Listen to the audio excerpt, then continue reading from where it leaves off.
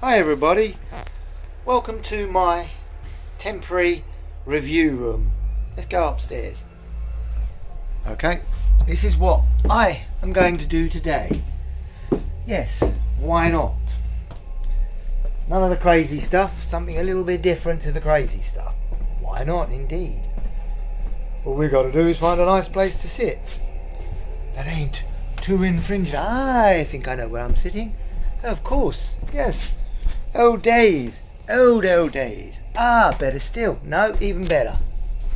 That works better for me. Wonder what works better for you guys.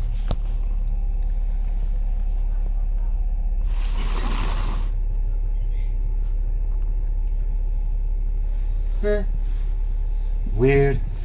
Yeah, let's have why I call this my review room. I call it my review room for the simple reason is, let's have a look at transport. Like, yet today there was further disruption on bleeding National Rail. So much so that I wonder how many people actually got fined today. I mean, it's one of those craziest things you could ever imagine. Why on earth can't the government restructure? Not only don't just start on tracks record, not on track. Sorry, I didn't mean that company. That two bob outfit's got nothing to do with anything. No disrespect for those who are working for them. What it's mainly to do is National Rail. Don't stop at National Rail. Let's analyse the buses as well. I mean, seriously. So many companies now out there are cutting so many corners. Now, National Rail have actually owned up to this on a number of their own little private little shows they do. You know, I wouldn't just say it because I like the sound of my voice. I'm trying to find a decent place for you. I'll have to do. And anyway, let's give you an example. For example is, you got to replace rails. Now the current problem is wiring, signals. The list is so big, I don't know where, but the immediate one is the tracks are cracking. Temperature deficit. Scientifically, yes, as the temperature drops from hot, the metal expands and then shrinks, and as it's doing that process over the period, original material would last decades. The thing that would give away would be the things that go underneath the tracks. Now it's the tracks and them. You know for why? One of the main things, and even National Rails haven't owned up to this one, they don't share it with anybody, but it's a fact. The fact is, if they can buy a chunk of metal for a tenner rather than thousands of pounds, what are they going to do? Cutting corners and go for the cheaper element. The cheaper element is for why a lifespan of a rail is less than any common thing. It's as bad as the buses today. Buses, either fiberglass or tin. They don't last as long. Recycle. Why recycle?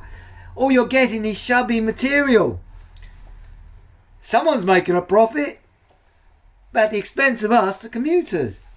Now, the typical excuses you find, like today, track problems. Not only was it at a place called Lewisham, it was then moving to a place called Nunhead. Now, the classic excuse usually is signal failure. Signal failure is a shabby wiring because they've tried to find a cheaper materials for the wiring rather than a supporting wiring for the circuitry they use. But that's only hearsay. I'm no electric man. I'm no engineer. Though sometimes I think I should be. Would I be able to do it better? Yeah, if it was under my ruling, not under some director who's getting fatter and fatter at everybody's misery because they're not running the services. And now let's attack the buses as well. Now, the same answer is, there's more and more buses appearing on the road. half of them don't bloody work. And most of them are done by all the the belly ups, the goal ups, the breathes, the stags. Oh, that's even longer. That's so long, I get tired to even mentioning it. You know, they're cutting corners by either getting second-hand or reused material. I mean, only recently I heard an event that took place, sadly enough, at the cost of a commuter and a normal member of the public. Sadly enough, it's because the material they were using was meant to be replaced, but sadly enough, it didn't actually replace. All they done was use a recycled, a reconditioned. You are providing a service. This is to all transport, trains, buses, even our favourite headlines of last year, which was commonly known as, what do they call those things? I know, even I'm thinking now, what do they call those crazy things? I can't think of them. It'll be able to tip my tongue now. After the show's finished, I'll remember what they are. They're like trains. They're like DLR. Even they're running up to ground as well by using shabby material and cutting corners. I mean, come on. Back to the excuses. The excuses go from signal failure, where the driver hasn't turned up, and drivers aren't trained enough, or they're over their hours of driving to cover. Buses. Same scenario. Drivers are over their hours of driving. Not only are they over their hours of driving, they are overshooting their own rotor lines. So come on, seriously? Bus companies, train companies, DLR, overground. The ones who get it all in the neck, always, in spite of misfallings of both buses, trains, the whole list goes on, are the front line. Now, the front line we class ain't the fat man director who's sitting in his lovely little warm office getting fatter and fatter on how much money he's saving his company and how miserable he's making the commuters. Same as Mr. Directors of many bus companies getting fatter and fatter whilst all the commuters and passengers are getting miserable, and even now the drivers and staff are getting miserable. Dog eat dog is seeming to be the way we're all moving because we're forced to it. Our circumstances of work are ridiculous. You know, what kind of union allows that? I hate to even go there. But I'm not talking about union, I'm talking about services by the public. The government so seriously do need to restructure the whole caboodle. More routes need to be cut. More routes need to be extended. More newer buses should be used. More newer trains. Less cheaper material should be used on the rail services. And better uniforms for when the change of climate happens. Especially the front line who get it in the neck because their big companies they're working for aren't providing a service. How miserable that is making a person, it's not only hearsay, it's actual fact now. I would love to grab a load of commuters off the street and say, what is your take on it? And I guarantee most of them would say, train services, absolutely rubbish. Bus services, when they can be bothered to turn up. I mean, I'm a bus driver, but even I'm pressed to try and create a service that is going to be useful for anybody. At the end of the day, the government do need to restructure it. Mr. Mayor, well, what you see is, stand down, mate. Yours is as bad as Yeltsin, the bloody Prime Minister. He's a waste of space, just like the current mayor is as well. I mean, what is he actually doing to improve the roads? Nothing. What's he doing to improve our lovely, glorious transport? Nothing. He's too busy cutting them in the wrong places, extending them totally in the opposite places, and allowing companies, trains, overground, trams. That was the one I tried to think of. Trams. Even their materials are shoddy now. And with the cowboys out doing all the repairs on the tracks, seriously, they need to go too. Most of them, have they really got the qualifications that is needed to be having the weight of running a service and making passengers, commuters actually feel safe on their journeys? I mean, recently the newer trains catching a light. I mean, they're new trains and they caught a light. I mean, come on. The list is a scary thought. I think it's better on walking, but then before long we'll walk and we'll find the pavement's going to give in because potholes. Or, even worse, shabby material they're using for the pavements. That is the next step, I reckon, because all this country and government are doing, and big fat directors are only worried about one thing: how much bucks they can save. I mean, seriously, who are we voting for? Why are we relying on shabby governments, shabby companies that are meant to be looking after our safety, our concerns, both commuters, passengers, and even staff? All along, every one of us are the biggest target for those fat directors and big chiefs and parliament idiots. And idiots that are saying, oh, we will run this company this way. Well, how about running it correctly? Not this way, run it correctly. Make us be proud to pay the extra money that we have to pay to get on your trains or your buses or your trams or your overground or your underground. Don't just, oh, you can do it. Oh, yes, so can you. Oh, you can save what? 100,000? Oh, yeah, you can have the whole company, in fact, for that. Yeah, go on. £50? Yeah, go on. We'll at least we'll make all the money in the world because you're saving us thousands. I better go and get my next mansion. Oh, I better still invest in my next company that I can see how far I can stiff the commuters and the passengers and even the company staff. I mean, seriously, this, even though it's a serious conversation, it's an actual fact of concern that what is the government doing about transport? Nothing. They're too busy cutting it, too busy enhancing a driver's rate, and then when the driver gets to a company, even the new ones, they throw in one little twist. Here's a good thing. Now, something you didn't know about the mayor programme. The great mayor we have to call the guy who's meant to know what he's doing. Yeah, yawn. Where's the toilet? I'm just going to upchuck another mayor. But anyway, his programme grants, let's use bus drivers for arguments. He grants a new bus driver, an enhanced rate after they've done first year. And that, what he doesn't say, is providing they don't have an RTC, customer complaint, and guess what? Attending work 24/7 on the whim, the carrot that companies are dangling in front of everybody's noses. That we're going, oh yeah, carrot, give me that, ooh, yeah. And we grab the carrot and then we get screwed.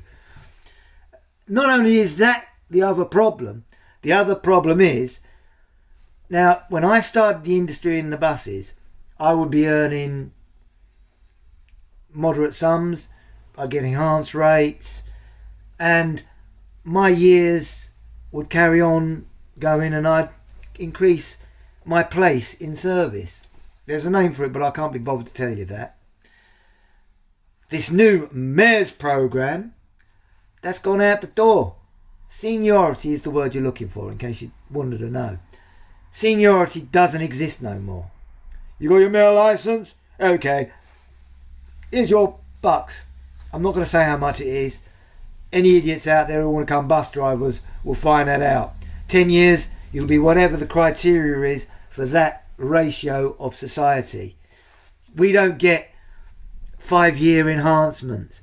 And if you're a driver already and you go, the biggest catch, you're a driver and you're going to a company. You've got your licence to boot, a thing we call a CPC to boot. This ain't only about buses, but it's the same example on National Rail, and no doubt other such transporting industries. It's all about safety that these big chief directors and managers don't give a fly about. Neither do the government or even Mr. Mayor. But anyway, back to the subject of an example. So you've got a licence. You go to a company. Providing you ain't been sacked. In some companies this is their policy, which is a bit silly when if you're trying to get drivers to stay, then the older the driver, the more experienced the driver, regardless to their history, just give them a harsher stance of probation. And then you'll find out many times it'll work out better for you. But anyway, that's irrelevant to the subject at hand. The subject at hand is that you would end up finding that you'll get your first 500 within, it's £2,000 is what they give you regular drivers. But this is the twist. You lose your seniority anyway. That's a thing of the past now. Enhancements now becoming slowly a big thing of the past as well. So anyways, so you've done your first week. You passed your training after going through buses you probably already know how to drive. Or routes you've probably done from another company years and years ago that haven't been changed or cut or removed. So here you are, already in peachy. You come into the company, you're now driving, here's 500, no problem. 6 months later you'll get another 500. Providing the little catch, like I said before, no time off, no RTCs, no customer complaints, not 1 minute of sick, and then you'll get the £1,000. But that ain't the end of it. To get the last £1,000, guess what?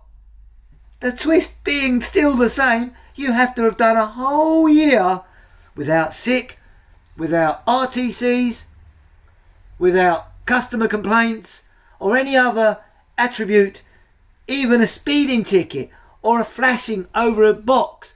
You lose that bloody enhancement for what worth it is, and that's all you're going to get. And then you'll be whatever the ratio is of the wage of that current year.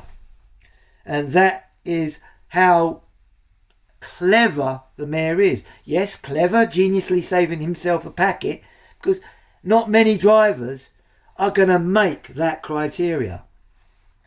Because once you become a bus driver, you're a target. I've said this once before and many times. Same as once you're a train driver, once you're a staff on front line and gate duty. You, not the company, are the target.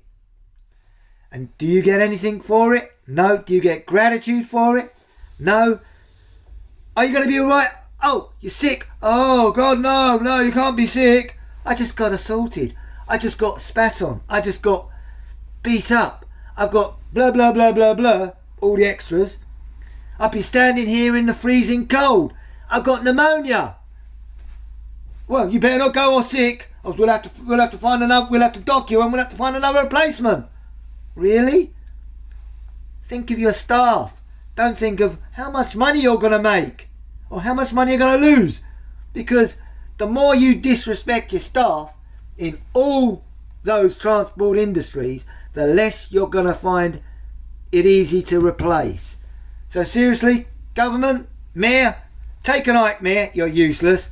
Government, get rid of the idiot you got in Parliament in charge and think hard of how to better the roads, how to better improve transport, how better to make this industry, the whole void and wideness of the transport industry, more compatible, more safer and damn more reliable. If it means putting harsher rules in, damn well do it. You might find you'll make more money that way rather than think of how much more money you can con out of the bloody commuters and the passengers and some of the staff these days. Anyway, that's all I wanted to add. Till the next time I'm on, I'll catch you all on a flip and take care. But think hard on what I said, especially you who want to be drivers. Definitely think hard about that, because it's a mug's game.